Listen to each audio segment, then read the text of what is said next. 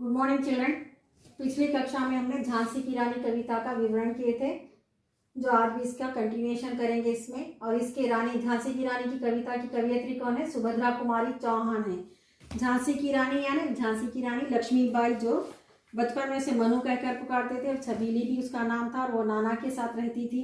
अपने भारत के लिए बहुत ही वीरता के साथ उसने युद्ध किया। अपने देश में जो अंग्रेज यानी फिरंगी आकर शासन करने लगे, उस समय उन्हें भगाकर अपने स्वतंत्रता के लिए लड़ाई की, आज़ादी की लड़ाई में वो शहीद हो गई। तो अब यहाँ पर आगे देखिए, अब घायल होकर गिरी सिहुनी उसे वीर गति पानी थी। सिहुनी यानी शेरनी थी वो। सिहुनी का अर्थ क्या है? शेरनी। घायल होकर यानी जख्मी होकर। घायल का अर्थ क्या है यहाँ पर?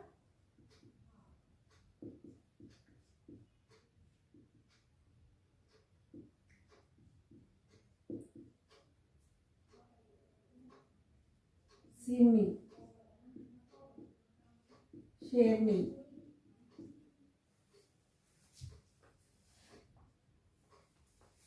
घायल होकर गिरी सिहुनी उसे वीर गति पानी थी।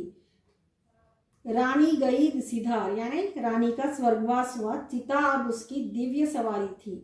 चिता उसकी दिव्य सवारी थी यानी आखिरी सफर था, आखिरी यात्रा थी उसकी। मिला तेज से तेज, तेज की वह सच्ची अधिकारी थी। जो उसे इज्जत मिली, जो उसके सम्मान किया गया, वो उसकी सच्ची अधिकारी थी, वो उसकी सच्ची हवलदार थी। अभी उम्र कुल 23 की थी, मनुज नहीं अवतारी थी। उसकी उम्र क्या थी? उसकी कुल यानी टोटल उसकी एज क्या थी? 23 यानी 23 ईयर्स की थी। मनुज नहीं अवतारी थी, किसी का अवतार लेकर आई थी। जैसे दुर्गा भवानी का अवतार पाने वालों को अवतार यानी किसी का रूप धारण करने को हम अवतार कहते हैं।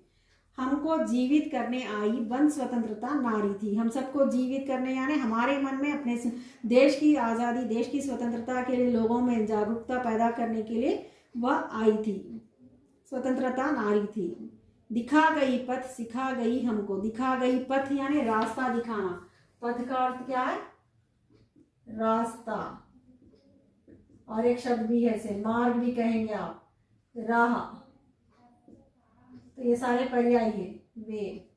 तो पथ यानी रास्ता दिखा गई हमें, मार्ग दिखा गई यानी हमें एक राह दिखाई। कौन थी वो? झांसी की रानी। सीख सिखानी थी बुंदेले हरबोलो के मुंह, हमने सुनी एक कहानी थी। खूब लड़ी मर्दानी, वह तो झांसी वाली रानी थी।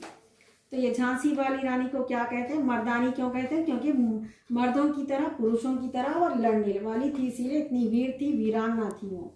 जाओ रानी याद रखेंगे हम कृतज्ञ भारतवासी। क्या कहते हैं हम इसे? इसके लिए श्रद्धांजलि में हम क्या कहते हैं? जाओ रानी याद रखेंगे हम कृतज्ञ भारतवासी, सारे भारतवासी आपको याद रखेंगे। यह तेरा बलिदान जगावेगा स्वतंत्रता अविनाशी। यह बलिदान जो है, जो कुर्बानी, बलिदान यानी कुर्बानी जो है इसकी, बलिदान अपने प्राण त्याग देना, देश के लिए प्राण त्यागना। क्या है? हमारे देश के लिए त्यागना, त्याग देना, या कुर्बानी कहेंगे। उर्दू शब्द क्या है? कुर्बानी। स्वतंत्रता अविनाशी। होवे चुप इतिहास लगे सच्चाई को चाहे फांसी। इतिहास अगर चुप हो भी गया तो लगे सच्चाई को चाहे फांसी। हो मधुमाती विजय मिटा दे गोलों से चाहे झांसी, तेरा स्मारक तू ही होगी। स्मारक यानी अपनी आइडेंटिटी हमको, वो खुद ही है। स्मारक का अर्थ है उसकी आइडेंटिटी वो खुद ही है। स्मारक यानी एक निशान भी कह सकते हैं आप उसको, चिन्ह, एक आधार, आइडेंटिटी। क्या है? इतने देखिए आप सब, स्वयं अपने आप में एक आइडेंटिटी, उसकी अपनी खुद की एक पहचान है, अपना उसका एक आधार है, उसकी वीरता ही उसका आधार है। तो खुद अमिट निशानी थी बुंदेले हरबोलो के मुंह, हमने सुनी कहानी थी। खूब लड़ी मर्दानी, वह तो झांसी वाली रानी थी। अपने देश की आज़ादी के लिए, अपने देश के को स्वतंत्रता दिलाने के लिए जो बहादुरी, जो वीरता के साथ इसने काम किया है, बहुत ही कम उम्र में, कम आयु में इसने ऐसा किया, इसलिए हमें ना भूलने वाला, हमेशा याद रखने वाली इसके बलिदान को हम हमेशा याद रखेंगे। हाँ तो बच्चों, ये था झांसी की रानी का विवरण, एक्सप्लेनेशन आज कंप्लीट हो गया बच्चों।